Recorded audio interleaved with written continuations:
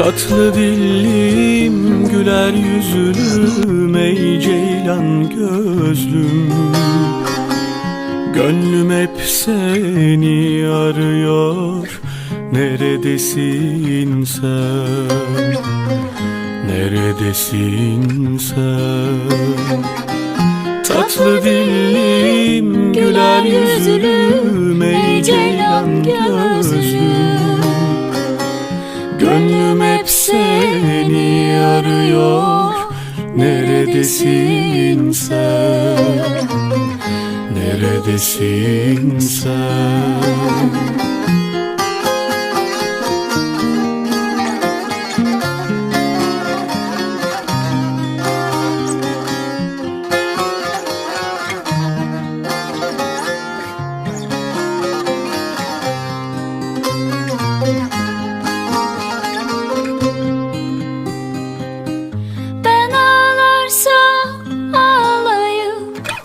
Gülersem gülen, bütün dertlerim anlayıp gönlümü bilen.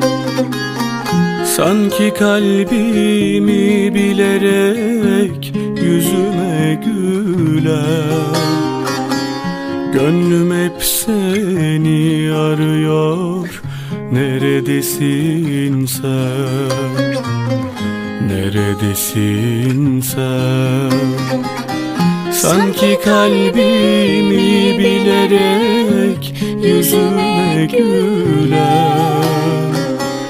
Gönlüm hep seni arıyor, neredesin sen? Neredesin sen?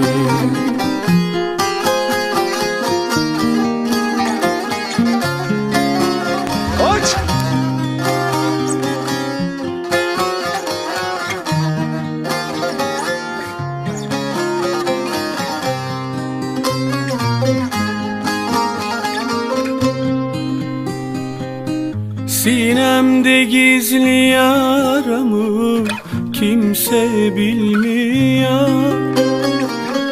Hiçbir tabip şu yarama merhem olmuyor. Hadi kendine gel.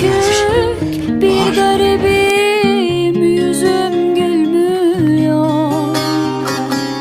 Gönlüm hep seni arıyor, neredesin sen? Neredesin sen? Boynu bükük bir garibim, yüzüm gülmüyor. Gönlüm hep seni arıyor, neredesin sen? Neredesin sen?